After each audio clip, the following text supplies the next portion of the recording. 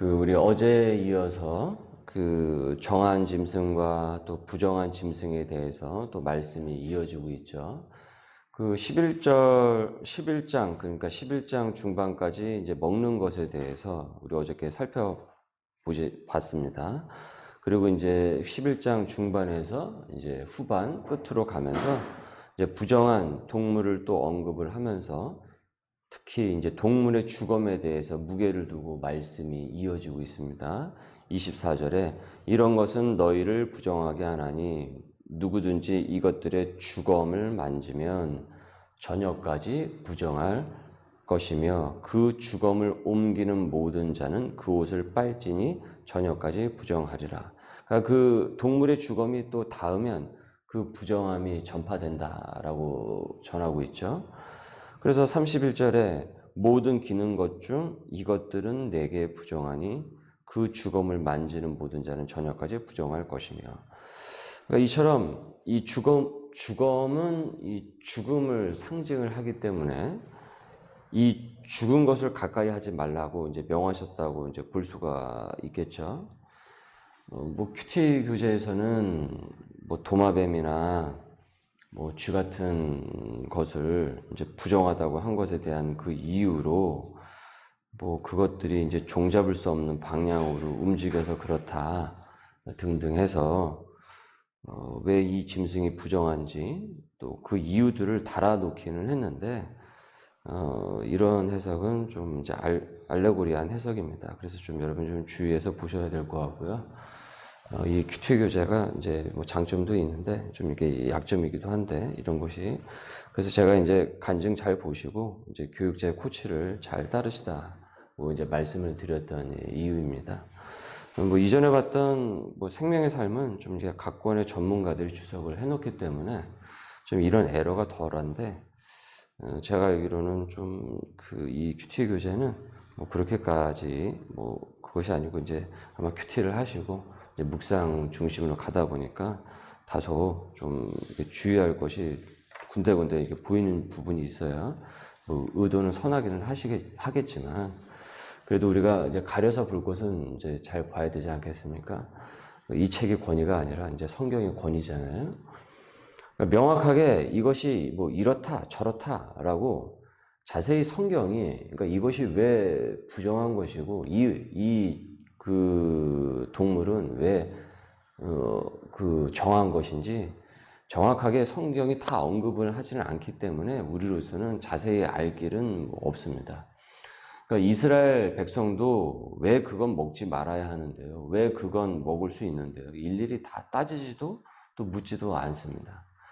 그러면 이것에 대해서 만약에 다 기록을 하기로 했다고 한다면 이 레위기 분량이 아마도 구약 전체를 다 차지해도 모자르지 않겠습니까? 그러면 동물보감, 곤충일기로 다 설명하다가 다 끝나버릴지도 모르겠죠. 그러니까 우리가 여기 성경을 이렇게 쭉 이렇게 보시다 보면은 이제 레위기도 그렇고 나중 요한계시록도 보시면 아시겠지만은 우리가 궁금하다고 해서 일일이 다 답을 알 수는 없어요. 다 답을 알 수도 없고, 성경이 이것까지 세세하게 우리를 설득을 시켜야 할 이유도 사실은 없는 것입니다. 그래서 칼빈이 하나님께서 더 이상 말하지 않는 부분에 대해서, 성경을 통해서 말하지 않는 부분에 대해서 우리는 묻는 것을 멈춰야 한다, 그쳐야 한다라고 했던 이유가 바로 여기에 있죠. 그러니까 그 성경의 뜻을 존중을 하라라는 것이죠. 그러니까 우리는 항상 그 말씀 앞에서 겸손해야 되는 것이에요.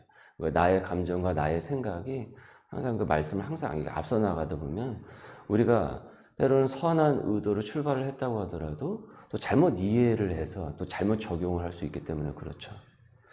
이 레위기는 누차 우리가 확인을 하게 되지만은 하나님께서 거룩하기 때문에 너희도 거룩하라, 너희도 거룩하라 라는 것이 핵심입니다. 그것이 하나님의 뜻이라는 거죠. 그러니까 부정한 것과 정한 것을 능히 구분하도록 일상에서 그 식사로서 또 구분점을 주셨고, 죽음을 가까이 하지 않게 함으로써 너희들은 거룩한 백성으로 부름을 받았다라는 그 메시지를 전달하고 있는 것입니다. 그러니까 그들은 이 규례를 지킴으로써 스스로를 구별을 하는 것이죠. 더 이상 우린 이집트의 노예가 아닌 이집트를 나온 출애굽 백성들이라는 그 정체성을 확인을 한다라는 거예요. 그래서 45절에 나는 너희의 하나님이 되려고 너희를 애굽 땅에서 인도하여 낸 여호와라. 내가 거룩하니까 너희도 거룩할지어다. 이것이 본 뜻인 것이죠.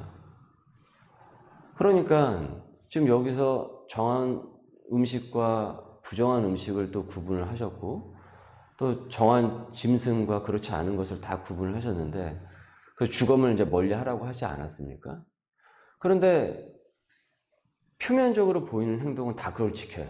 다 지키긴 다 지켜요. 그런데 거룩하지 않아요.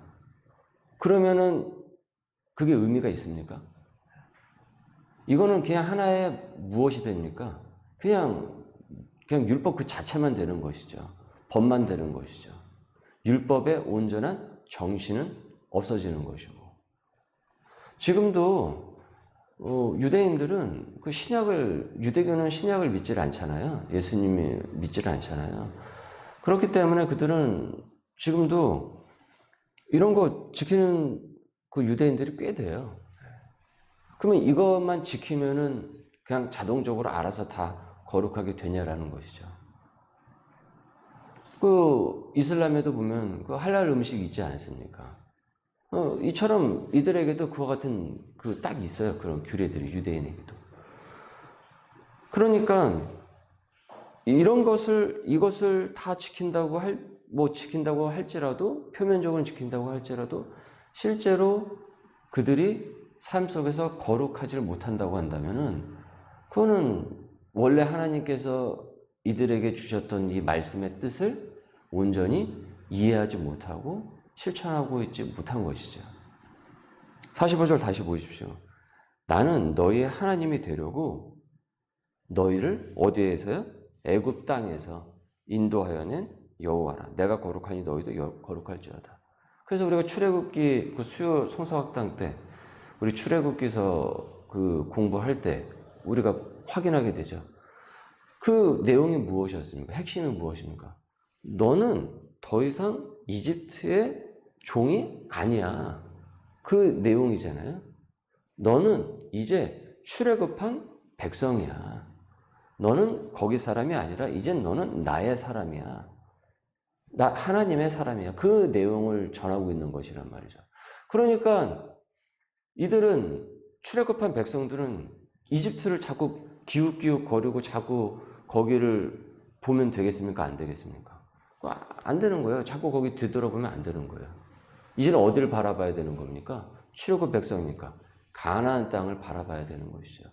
가나안 땅을 바라보는 것이 거룩한 백성인 거예요. 소돔과 고모라가 멸망을 했죠. 그런데 누가 소금 기둥이 됐죠? 그 아내가 소금 기둥이 됐죠. 왜 그랬습니까? 자꾸 거기를 보잖아요. 그 소돔과 고모라 땅을 계속 보잖아요. 이제 거기 백성이 아닌 거예요. 근데 나왔는데도 불구하고 계속 거기를 바라보고 그 메시지가 있는 것이라는 거죠. 이 세상 수많은 짐승 중에서 수많은 짐승들이 있지 않았습니까? 있잖아요. 그런데 지금 여기서 레위기에서 보듯이 정한 짐승을 택하시죠. 부정하지 않은 정한 짐승을 딱 택해서 말씀을 하시죠. 이처럼 이스라엘 백성은 수많은 백성들 중에서 수많은 사람들 중에서 거룩한 백성으로 부르셨음을 깨닫게 되는 거예요. 거룩한 부름을 받은 것이죠. 이것이 소명인 것이죠. 그리고 이들이 선택을 받은 것은 이들이 스스로 잘나거나 잘해서가 아닙니다. 그저 하나님의 은혜로 된 것이죠. 하나님의 은혜로 된 것이죠. 이 사람들이 한 것이 무엇이 있습니까? 노예로 살던 이들이 무엇을 할 수가 있었겠습니까? 그저 고통으로 신음하고 부르짖은 것밖에 없단 말이에요.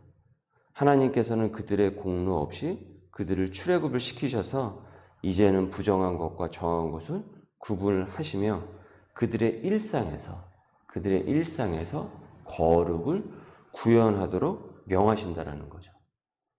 그래서 거룩은 여러분 일상입니다. 일상. 거룩이 이벤트가 아니에요. 어쩔 때는 거룩하고 어쩔 때는 그렇지 않고, 무슨 유월절, 무교절 뭐 지킬 때는 거룩하고 또 그러지 않을 때는 아니고, 그것이 아니라는 거죠. 그러니까 그래서 거룩은 이 기복적이지 않습니다. 이 기복이 아니라 이 기복적이지 않습니다. 그 요동치지 않아요. 때와 장소에 따라서, 사람에 따라서 거룩했다가 안 했다가, 그것이 아니라는 것이죠. 하나님께서 이들에게 주신 규례가 지금 일상에서 실천을 하도록 하시는 것이죠.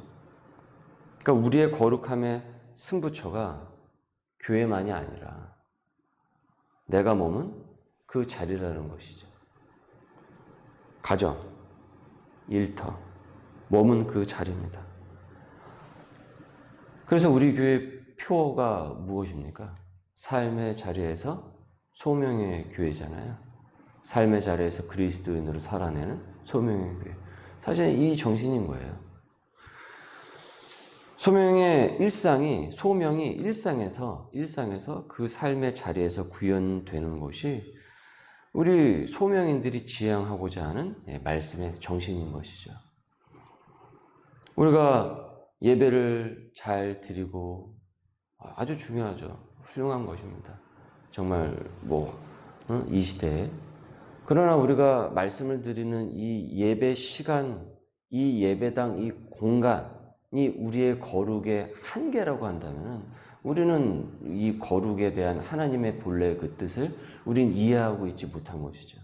마치 이때 당시에 이 백성들이 그래, 이거가 정한 거고 이거는 부정한 거지, 그래 이거 잘 지키면 거룩하게 된다라는 거지 하면서 요것만 지키는 것하고 다를 게 하나도 없는 것이죠. 주건 멀리하라고 했으니까 그럼 주건 멀리하면 되지. 닿았으면 씻으라고 했으니까 좀 씻으면 되겠지. 그러면 그 테두리를 벗어나고 있지 못하는 것이죠. 현대 한국교회에서 계속 노출되는 문제들이 사실은 이 문제 아니고 이 문제 아니겠습니까? 믿지 않는 사람들이 사실은 이 지점을 보고 뭐라고 하는 것 아니겠어요? 왜 자기들하고 똑같으냐? 왜 당신들이 거룩한 모습을 보여주고 있지 못하느냐? 사실 그 얘기하고 있는 거예요. 물론 그들의 그 얘기가 때로는 불편하게 들릴 수 있습니다. 자신들은 그렇게 살지를 않으면서 예수 믿는 우리 보고 그것을 자꾸 강요를 하는 그 모습이. 그런데 우리가 그것을 그렇게 들을 것이 아니라 우리는 이 땅에 구별된 하나님의 백성으로 부름을 받았기 때문에 우리는 그들의 소리와는 전혀 관련 없이 우리는 하나님의 뜻을 본받아서 그 거룩의 삶을 끊임없이 실천하고 도전해 나가는 것이에요. 우리가 사람 보고 신앙생활 하는 게 아니잖아요. 하나님 보고 신앙생활 하는 것이지. 제가 우목사가 사람 보고 교인 보고서 제가 말씀 전하고 말고 그것이 아니지 않습니까? 하나님 보고 저도 말씀을 전하는 것이지. 이번에 그 새로 오신 두 가정의 교우들이 그 교회, 여기 우리 이제 엘리베이터 쪽 말고 이쪽에 보시면 그 작은 간판 있지 않습니까? 사실 글씨가 그게 원래 크게 하려고 그랬는데 어제 하다 보니까 또 이렇게 보다 보니까 글씨가 작아졌는데 거기에 이제 작은 글씨로 삶의 자리에서 소명의 교회 이렇게 쓰여져 있잖아요. 그런데 두 가정의 교우들이 교회의 그 작은 간판에 그 문구의 마음이 크게 움직였다라고 말씀을 하셨어요. 똑같이 두 가정이 그렇게 말씀을 하셔서 저도 아주 반가웠습니다.